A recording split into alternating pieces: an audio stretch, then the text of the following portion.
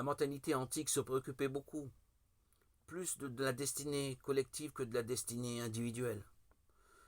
Le Nouveau Testament parle surtout du jugement universel, du sort des bons et des méchants, de la fin, de l'Église de Dieu, de l'humanité. C'est plus tard que les chrétiens s'interrogèrent sur la destinée éternelle de chaque homme à sa mort.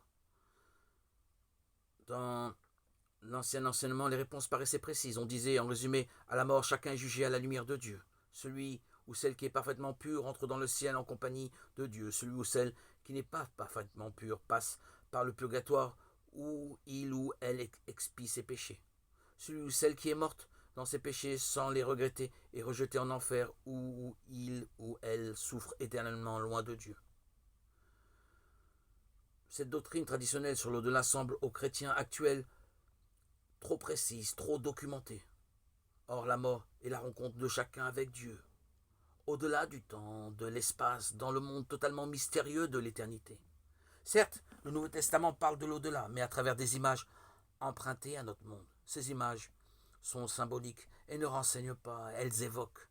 Surtout, ces images illustrent d'abord des situations spirituelles de notre vie terrestre.